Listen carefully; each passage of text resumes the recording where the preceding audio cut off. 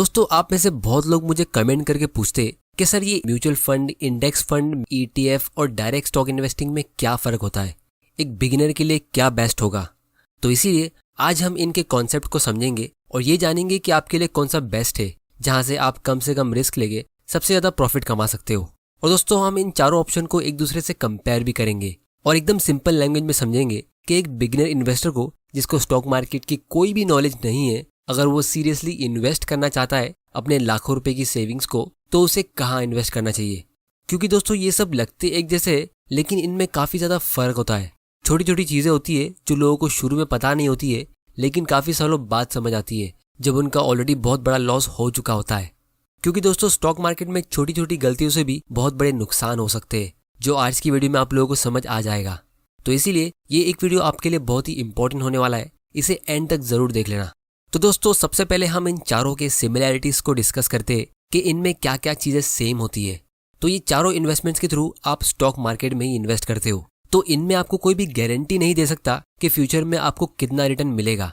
और दूसरी चीज़ ये है कि अगर कभी मार्केट क्रैश होता है और आपको वही टाइम पैसों की ज़रूरत होती है, तो वहाँ पे आपको लॉस भी हो सकता है। लेकिन जहाँ हम बात करते हैं दूसरे इन्वेस्टमेंट्स की, जैसे फिक्स डिपॉजिट, यूलिप या कोई रेगुलर इनकम प्लान, तो वहाँ पे आपको गारंटीड रिटर्न मिल सकता है, जैसे 5, 6, 7 या 8% तक का आपको रिटर्न मिलता है। और स्टॉक मार्केट के क्रैश होने पे भी आपका लॉस नहीं होता है। तो फिर सवाल ये उठता है कि लोग इन सब में इन्वेस्ट करते क्यों है। तो इसका आंसर ये है कि अगर हमारी इकोनॉमी फ्यूचर में ग्रो होती है, जो पिछले 50-60 साल से होती आ रही है, तो FD के इन्वेस्टर्स को उनका 5 से 8% का ही रिटर्न मिलेगा। लेकिन यहाँ पे इन इन्वेस्टर्स को काफ़ी अच्छा रिटर्न मिल सकता है, जैसे 10, 15 या 20% तक, या उससे भी ज़्यादा। और इस छोटे से फर्क से लॉन्ग टर्म में काफ़ी ज़्यादा फर्क पड़ता है। जैसे हर नॉर्मल इंसान को यही लगेगा कि जो इन्वेस्टर 8% के रेट से पैसा ग्रो कर सकता है और कोई दूसरा इन्वेस्टर 16% के रेट से अपना पैसा ग्रो कर सकता है, तो 16% वाले की वेल्थ लॉन्ग टर्म में 8 वाले से डबल होगी। जैसे 1 लाख रुपया 30 साल में 8% के रेट से 10 लाख में ग्रो होता है। तो जिनको कंपाउंडिंग नहीं पता, उनको लगेगा कि 16% वाले इन्वेस्टर्स की वेल्थ सिर्फ 20 लाख की होगी, लेकिन रियलिटी में 16% के रेट से 1 लाख रुपया वही पीरियड में 85 लाख में ग्रो होता है।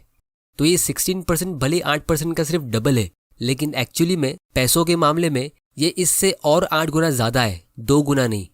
और जैसे जैसे टाइम निकलता रहेगा तो ये डिफरेंस और ज़्यादा होता रहेगा। तो जिनको कंपाउंडिंग का मैजिक नहीं पता है, तो वो लोग हमेशा कोई गारंटीड रिटर्न वाले इन्वेस्टमेंट्स ही चुनेंगे और बैंक्स इसका फ़ायदा उठाते रहेंगे और ऐसी स्कीम्स सेल करते रहेंगे। तो इसीलिए इन चारों ऑप्शन का सबसे मेन बेनिफिट ये है कि लॉन्ग टर्म में आप कंपाउंडिंग के पावर से बहुत अच्छी वेल्थ क्रिएट कर सकते हो। इस कंपाउंडिंग के मैजिक के ऊपर मैंने एक डिटेल वीडियो ऑलरेडी बनाया है, इसका लिंक आपको नीचे डिस्क्रिप्शन में मिल जाएगा। तो दोस्तों, अब हम ये समझते कि इन चारों में फ़र्क क्या है। तो ये जो बीच के 2 ऑप्शंस हैं, इनमें आपको मार्केट का एवरेज रिटर्न मिलता है। मतलब जितने रेट से सेंसेक्स और निफ्टी ग्रो होता है, आपको उतना ही रिटर्न मिल सकता है। जैसे पिछले 40 साल के रिकॉर्ड के हिसाब से सेंसेक्स 15% के रेट से ग्रो हुआ है। तो अगर फ्यूचर में सेंसेक्स वही रेट से ग्रो होता है, तो ये इंडेक्स फंड और ETF इन्वेस्टर्स को उतना ही रिटर्न मिल सकता है। लेकिन ये कॉर्नर के 2 इन्वेस्टर्स को सेंसेक्स और निफ्टी से ज़्यादा भी रिटर्न मिल सकता है या उससे कम भी रिटर्न मिल सकता है। फिर दूसरा डिफरेंस ये है कि ये 3 ऑप्शंस में आपको एक रेडीमेड डाइवर्सिफाइड पोर्टफोलियो मिलता है। तो इनमें एक कॉमन बेनिफिट ये है कि जिसको स्टॉक मार्केट में ही इन्वेस्ट करना है, लेकिन पता नहीं कि कौन सा स्टॉक लेना चाहिए, तो वो इन तीनों में से कोई एक ऑप्शन चुन सकता है। ये म्यूचुअल फंड, इंडेक्स फंड और ETF कभी भी बैंकरप्ट नहीं होते। तो यहाँ पे आपके पूरे पैसे डूबने की चांस बिल्कुल भी नहीं है। अगर मार्केट क्रैश भी होता है और हमारी कंट्री बहुत बुरी सिचुएशन में पड़ती है, तो ये मैक्सिमम 50 से 60% तक नीचे जाते हैं और रिकवर भी कर लेते हैं। जैसे पिछले साल कोविड की वजह से ये इंडेक्स 40% नीचे गया था, लेकिन जल्दी से रिकवर भी हो गया। तो अगर आप वो टाइम पे पेशेंस के साथ इन्वेस्टेड रहोगे, तो आपका एक्चुअली में कुछ लॉस होगा नहीं। और दोस्तों, म्यूचुअल फंड और इंडेक्स फंड में आपको कोई भी डीमैट और ट्रेडिंग अकाउंट ओपन करने की जरूरत नहीं होगी। आपका पैसा कंपनीज के स्टॉक में इन्वेस्ट होता है, लेकिन एक एसेट मैनेजमेंट कंपनी के थ्रू, जैसे HDFC म्यूचुअल फंड या एक्सिस म्यूचुअल फंड कंपनी। तो या तो आप अपने इन्वेस्टमेंट डायरेक्टली इन AMC के थ्रू कर सकते हो, या फिर आप इसको भी किसी थर्ड पार्टी इन्वेस्टमेंट ऐप से कर सकते हो, जैसे अपस्टॉक्स या ज़ीरोधा या एंजल ब्रोकिंग। तो अगर आप अपस्टॉक्स के साथ म्यूचुअल फंड में इन्वेस्ट करते हो, तो पहले आपका पैसा अपस्टॉक्स के पास जाएगा, फिर वो फौरन उसे म्यूचुअल फंड कंपनी को पहुंचाएंगे, जैसे HDFC म्यूचुअल फंड, और फिर 2 दिन के बाद आपको कॉन्फर्मेशन मिलेगा कि आपका पैसा स्टॉक्स में इन्वेस्ट हो चुका है और आपको यूनिट्स मिलते हैं, और तब जाके आपका पैसा डाइवर्सिफाइड स्टॉक्स के पोर्टफोलियो में इन्वेस्ट होता है। लेकिन यहाँ पे ETF और स्टॉक्स में आप किसी ब्रोकर के थ्रू इन्वेस्ट कर सकते हो, क्योंकि अगर मुझे पता है कि मुझे कौन से स्टॉक में इन्वेस्ट करना है या कौन से इंडेक्स में इन्वेस्ट करना है, तो मैं डायरेक्टली वहां इन्वेस्ट करूंगा एक ब्रोकर के थ्रू।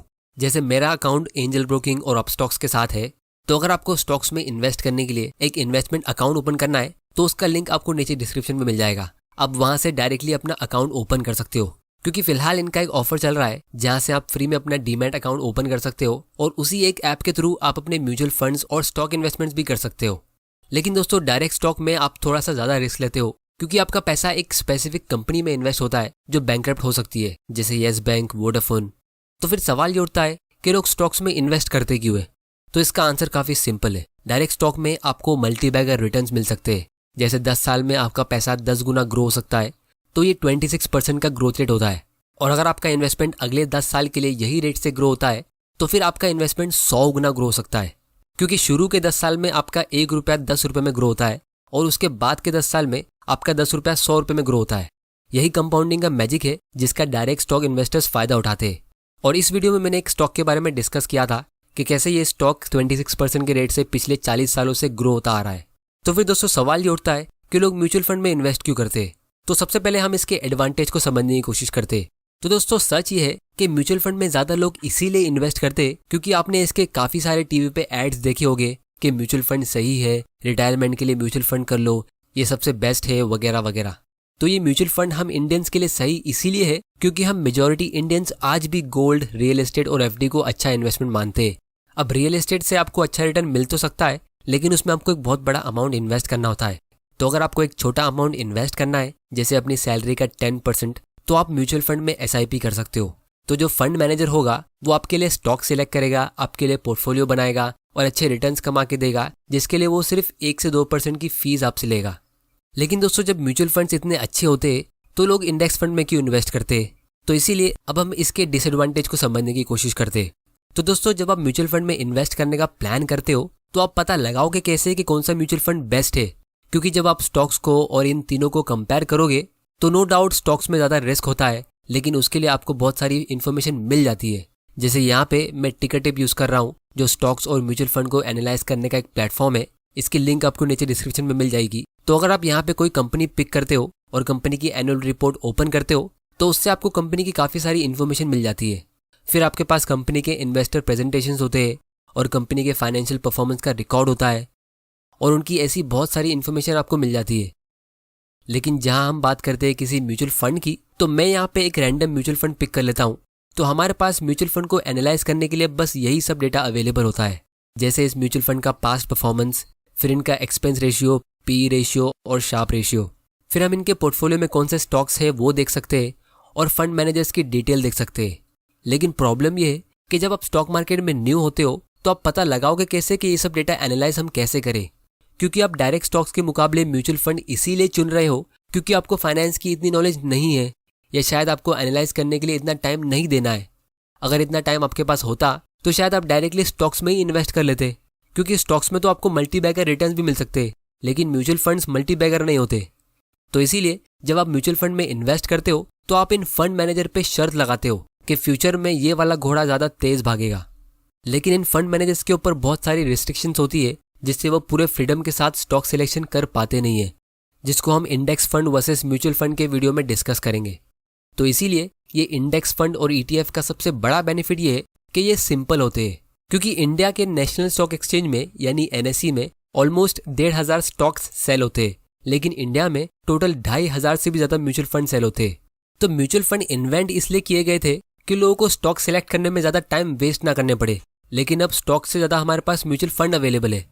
तो बेस्ट म्यूचुअल फंड को ढूंढने के चक्कर में बहुत लोग यूजुअली खराब जगह इन्वेस्ट कर लेते हैं या फिर बार बार म्यूचुअल फंड चेंज करते रहते हैं, जिसमें वो एग्जिट फी और ज्यादा टैक्स पे करते हैं और वो कंपाउंडिंग का मैजिक भी देख नहीं पाते। और इसीलिए आज की तारीख में दुनिया के सारे स्मार्ट इन्वेस्टर्स आपको हमेशा कोई सिंपल पैसिव इन्वेस्टमेंट ही सजेस्ट करेंगे, जैसे इंडेक्स फंड या ETF, क्योंकि यहाँ पे आप किसी फंड मैनेजर पे नहीं बल्कि पूरी कंट्री पे बेट लगाते हो कि इंडियन इकोनॉमी ग्रो होगी। तो यहाँ पे आप फंड मैनेजर रिस्क पूरी तरह निकाल देते हो, क्योंकि ये इंडेक्स फंड और ETF भी एक म्यूचुअल फंड ही होते हैं, लेकिन ये पैसिव म्यूचुअल फंड की कैटेगरी में आते हैं। मतलब यहाँ पे एक फंड मैनेजर तो होगा, लेकिन उसका काम सिर्फ यही होगा कि वो किसी इंडेक्स को बस कॉपी करता रहे, जैसे सेंसेक्स, निफ्टी या फिर स्मॉल कैप या लार्ज कैप इंडेक्स वगैरह वगैरह। और इन इंडेक्स फंड्स की एडवर्टाइजिंग भी नहीं होती है और इसीलिए इनकी फीस बहुत ही कम होती है। लेकिन म्यूचुअल फंड्स की एडवर्टाइजिंग बहुत होती है जो आप ही के पैसों से की जाती है। अब इसका मैं आप लोगों को एक लाइव एग्जांपल दिखा देता हूँ। तो यहाँ पे मैं लार्ज कैप फंड लिख देता हूँ और इसमें से रैंडमली एक म्यूचुअल फंड सिलेक्ट कर लेता हूँ।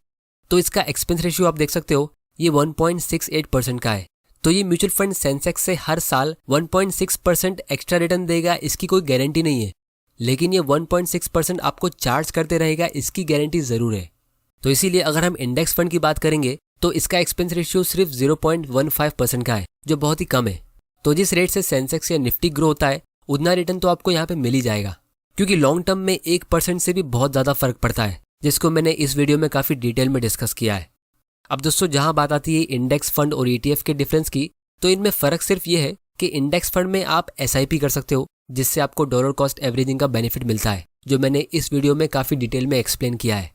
क्योंकि ETF में आपको SIP करने नहीं मिलता है, लेकिन ETF का बेनिफिट ये है कि आप इसमें लाइव इन्वेस्ट कर सकते हो अपने डीमैट अकाउंट के थ्रू। क्योंकि इंडेक्स फंड में आपका ऑर्डर कंप्लीट होने के लिए आपको 2 दिन वेट करना पड़ता है। अगर आज मार्केट क्रैश होता है तो ETF यानी एक्सचेंज ट्रेडेड फंड्स के थ्रू आप निफ्टी को लाइव बाय कर सकते हो। और ETF की फीस भी काफ़ी कम होती है। जैसे मैं यहाँ पे निफ्टी लिख देता हूँ और ETF पे क्लिक करता हूँ तो इनकी फीस 0.05% की होती है, जो म्यूचुअल फंड की सारी कैटेगरीज में सबसे मिनिमम होती है। तो अगर आपको स्टॉक्स में इन्वेस्ट करना है लेकिन आपके पास टाइम या एक्सपीरियंस नहीं है तो आप डायरेक्टली निफ्टी या सेंसेक्स बाय कर सकते हो, क्योंकि देखते ही देखते सेंसेक्स 60,000 पे पहुंच गया है और ये कुछ ही सालों में 1 लाख क्रॉस भी कर देगा। तो जिनको SIP करना है उनके लिए इंडेक्स फंड बेस्ट है, और जो कभी कभी इन्वेस्ट करते हैं उनके लिए ETF सही होगा। और दोस्तों, आप में से कुछ लोग कहेंगे कि सर मुझे एक यूट्यूबर ने बेस्ट म्यूचुअल फंड सजेस्ट किया है, उस म्यूचुअल फंड ने पिछले 3 साल में 30% का रिटर्न दिया है, तो म्यूचुअल फंड से ऐसे एक्सपेक्टेशन रखना गलत होगा, क्योंकि लॉन्ग टर्म में वो ऐसे एक्स्ट्रा ऑर्डिनरी रिटर्न्स दे नहीं सकते। क्योंकि दोस्तों, कैपिटलिज्म का नेचर ये है कि जहाँ भी ज़्यादा प्रॉफिट होता है तो सब लोग वहीं पे इन्वेस्ट करते हैं। तो अगर कोई फंड मैनेजर एक्चुअली में बहुत स्मार्ट होता है और लॉन्ग टर्म तक अच्छा रिटर्न देता है तो पहली बात तो ये कि आप उसे जल्दी पहचान नहीं पाओगे। लेकिन जब उस फंड मैनेजर ने ऑलरेडी एक अच्छा ट्रैक रिकॉर्ड शो कर दिया है तो उनका AUM यानी एसेट अंडर मैनेजमेंट बढ़ जाएगा, मतलब ज़्यादा लोग उसमें इन्वेस्ट करने लगेंगे। तो उस फंड मैनेजर को और भी ज़्यादा अच्छे अच्छे स्टॉक्स ढूंढने होंगे, जो बहुत ही मुश्किल होगा। तो इससे होगा ये कि पिछले 10 साल का बेस्ट फंड अगले 10 साल का सबसे बुरा फंड बन जाएगा। तो इसीलिए सिर्फ और सिर्फ हाई क्वालिटी कंपनीज ही अच्छे रेट से लॉन्ग टर्म तक ग्रो हो सकती है, क्योंकि उन कंपनीज के पास मोनोपोलीज या कोई मोट होता है जिससे वो अपने कंपटीशन से बचते रहते हैं, जिसके ऊपर हम आने वाले वीडियोस में काफ़ी डिटेल में डिस्कस करेंगे। तो इसीलिए अगर आप स्टॉक मार्केट में न्यू हो तो आपको कोई मल्टीबैगर स्टॉक या बेस्ट म्यूचुअल फंड ढूंढने की जगह पे सिंपल स्ट्रेटेजी यूज़ करना चाहिए। और अगर फ्यूचर में आप थोड़ा टाइम निकाल सकते हो तो आपको कंपनीज की एनुअल रिपोर्ट्स रीड करनी चाहिए और अपनी इन्वेस्टिंग की नॉलेज को इम्प्रूव करना चाहिए। क्योंकि म्यूचुअल फंड के एक्सपर्ट बन के आपको कुछ खास प्रॉफिट मिलेगा नहीं, लेकिन कंपनीज को एनालाइज करने के एक्सपर्टीज से आप काफ़ी अच्छा रिटर्न कमा सकते हो। तो दोस्तों, उम्मीद करता हूँ कि आपको इस वीडियो से कुछ ना कुछ सीखने ज़रूर मिला होगा। तो चैनल को सब्सक्राइब जरूर कर लेना और बेल आइकन प्रेस कर देना, क्योंकि आपके लिए ऐसे वैल्यूएबल वीडियोस मैं लाता रहूँगा। स्टॉक्स और म्यूचुअल फंड को एनालाइज करने के लिए टिकर टेप का लिंक नीचे डिस्क्रिप्शन में, और स्टॉक्स और म्यूचुअल फंड को खरीदने के लिए फ्री में इन्वेस्टमेंट अकाउंट ओपन करने का लिंक भी नीचे डिस्क्रिप्शन में है। और दोस्तों, आप इस वीडियो को शेयर करो अपने फ्रेंड्स और फैमिली के साथ जो इन्वेस्टमेंट करना चाहते हैं लेकिन कंफ्यूज है। और आप मुझे नीचे कमेंट करके बताओ कि मैं कौन सी टॉपिक पे अपना अगला वीडियो बनाऊं। वीडियो पसंद आया तो इसे लाइक करो, नहीं पसंद आया तो डिसलाइक करो। आपका वैल्यूएबल टाइम देने के लिए thank you and good bye.